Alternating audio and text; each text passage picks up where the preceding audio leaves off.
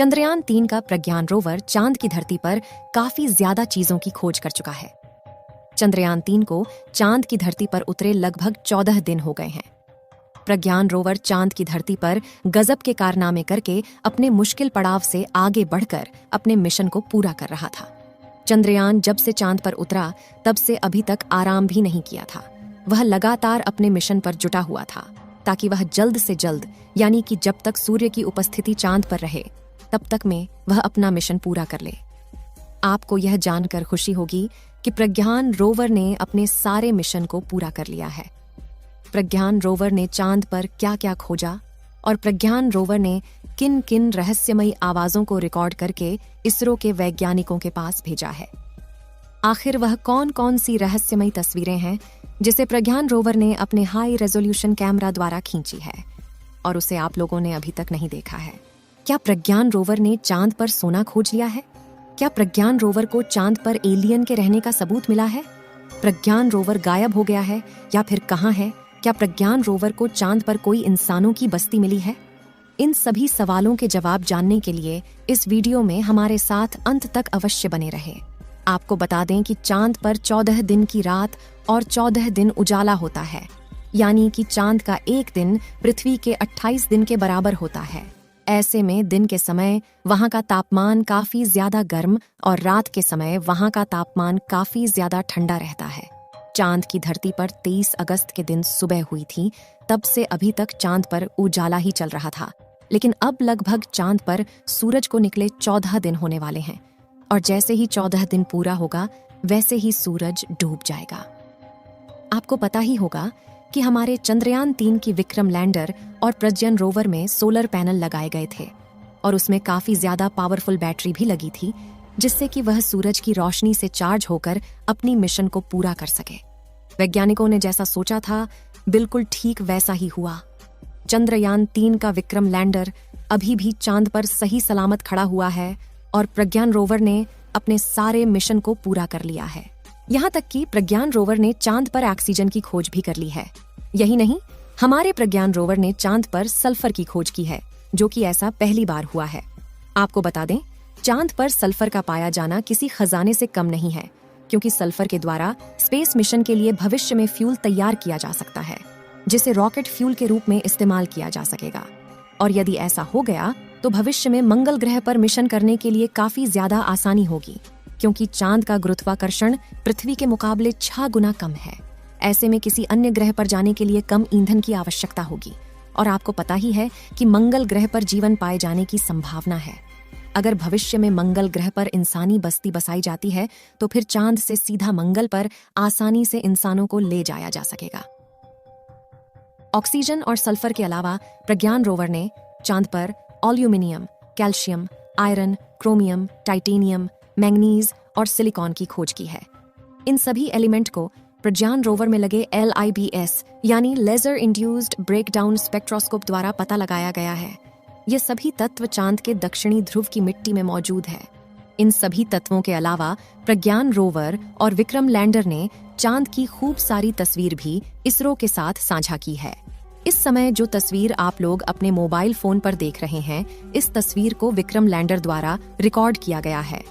इसमें आप देख सकते हैं कि किस तरीके से प्रज्ञान रोवर अपने रास्ते की तलाश में चहलकदमी दिख रहा है और गोल गोल नाच रहा है। हालांकि यह वीडियो कुछ दिन पहले की है, लेकिन इस समय यह वीडियो देश विदेश में काफी ज्यादा वायरल हो रहा है, क्योंकि अमेरिका, रूस और चीन ने ऐसा सोचा भी नहीं था कि भारत के द्वारा बनाया गया प्रज्ञान रोवर चांद पर इस तरीके के कारनामे कर सकता है। और दूसरी सबसे बड़ी बात यह है कि चंद्रयान का रोवर जहां जहां भी चांद की धरती पर घूम पाया है, वहां वहां पर अपने निशान छोड़ दिए हैं और यह निशान सैकड़ों और करोड़ों सालों में भी नहीं मिटने वाले हैं, क्योंकि चांद पर वायुमंडल नहीं है, जिस वजह से वहां पर आंधी तूफान नहीं आते हैं। चांद पर आंधी तूफान तो नहीं आते, लेकिन वहां पर उल्का पिंड का सबसे बड़ा खतरा बना रहता है। चांद पर वायुमंडल न होने की वजह से चांद पर काफी बड़े बड़े उल्कापिंड आग के गोले के रूप में गिरते रहते हैं और इन्हीं के कारण जब आप चांद की तरफ धरती से देखते हैं तो आपको कुछ काला काला दिखाई देता है। ये जो काला काला पार्ट आपको दिखाई देता है ये और कुछ नहीं बल्कि चांद पर मौजूद बड़े बड़े गड्ढे हैं जो कि उल्का पिंडों के गिरने के कारण बने हैं। चंद्रयान 3 के प्रज्ञान रोवर ने चांद पर कंपन यानी भूकंप महसूस किए हैं। इसके बाद एक बार फिर ये सवाल उठने लगा है कि क्या धरती की तरह अन्य ग्रहों पर भी भूकंप आते हैं। चंद्रमा पर कंपन होना इस बात की पुष्टि मानी जा रही है कि चांद पर भी भूकंप आता है। यह पहला मौका नहीं जब अंतरिक्ष के किसी ग्रह या उपग्रह पर भूकंप के झटके महसूस किए गए हों। इससे पहले मंगल और शुक्र ग्रह पर भी भूकंप आने की पुष्टि की गई थी। अमेरिकन स्पेस एजेंसी नासा लगातार इस पर रिसर्च कर रही है। चंद्रयान 3 ने चांद पर पहुंचने के 5वें दिन दूसरा ऑब्जर्वेशन भेजा। इसके जरिए इसरो ने पूरी दुनिया को एक बड़ी अच्छी खबर दी। इसके मुताबिक साउथ पोल, जहां चंद्रयान ने लैंड किया, वहां पर sulphur, oxygen, aluminium, calcium, iron, chromium, titanium, silicon और मैग्नीज की मौजूदगी है, जबकि हाइड्रोजन की खोज अभी जारी है। चंद्रमा का दक्षिणी ध्रुव इसलिए भी बेहद अहम है क्योंकि माना जाता है कि इस क्षेत्र में बर्फ मौजूद है। अब अगर ऑक्सीजन और बर्फ मौजूद है तो भविष्य में जीवन की बड़ी संभावना पैदा होती है। यही नहीं, इंसानों के यहाँ बसने की उम्मीद भी जग सकती है। यह हमारे लिए बेहद गर्व की बात है कि चंद्रमा पर इन चीजों के बारे में भारत ने पता लगाया है। इससे पहले रोवर ने चंद्रमा पर टेम्परेचर से जुड़ा एक ऑब्जर्वेशन भेजा था। सल्फर की मौजूदगी के जरिए चंद्रमा के वास्तविक आकार और इसके विकास के बारे में जानकारी मिल सकती है। जबकि सल्फर आमतौर पर ज्वालामुखी जैसी गतिविधियों से निकलता है, इसलिए इसकी मौजूदगी से चंद्रमा के इतिहास और संरचना से जुड़ी जानकारी पता करने में सहायता मिलेगी। लैंडर ने चांद पर तापमान का पता लगाया है, लेकिन चांद पर दिन का तापमान वैज्ञानिकों की सोच से बिल्कुल भी अलग है, क्योंकि वैज्ञानिकों ने सोचा था कि चांद का तापमान 40 या 50 डिग्री से ज्यादा होगा, जबकि विक्रम लैंडर द्वारा इसरो के पास भेजी गई रिपोर्ट के मुताबिक चांद पर दिन का तापमान 30 डिग्री सेल्सियस के आसपास है। कुछ दिन पहले प्रज्ञान रोवर के सामने 2 मीटर का चौड़ा गड्ढा आ गया। उस समय भी प्रज्ञान रोवर चालाकी को दिखाते हुए गड्ढे के बगल वाले रास्ते को चुना और अपनी मिशन पर शुरू कर दिया। अभी की सबसे बड़ी खबर यह है कि चंद्रयान 3 ने अपने सारे मिशन को पूरा कर लिया है और इस समय विक्रम लैंडर और प्रज्ञान रोवर के सारे इंस्ट्रूमेंट को बंद कर दिया गया है। यानी कि प्रज्ञान रोवर और विक्रम लैंडर जीवन भर के लिए सो गया है और पूर्ण रूप से निष्क्रिय हो गया है।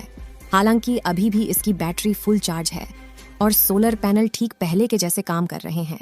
विक्रम लैंडर को धरती पर वापस आना चाहिए या नहीं? अपनी राय कमेंट में जरूर बताएं। इस वीडियो को एक लाइक जरूर करें और अपने मित्रों तक इस वीडियो को शेयर करें ताकि उन्हें भी जानकारी मिल सके, और अपने भरोसेमंद चैनल को सब्सक्राइब जरूर करें और बेल आइकन को ऑल पर सिलेक्ट करना बिल्कुल ना भूलें। मिलते हैं किसी और नॉलेजेबल वीडियो के साथ।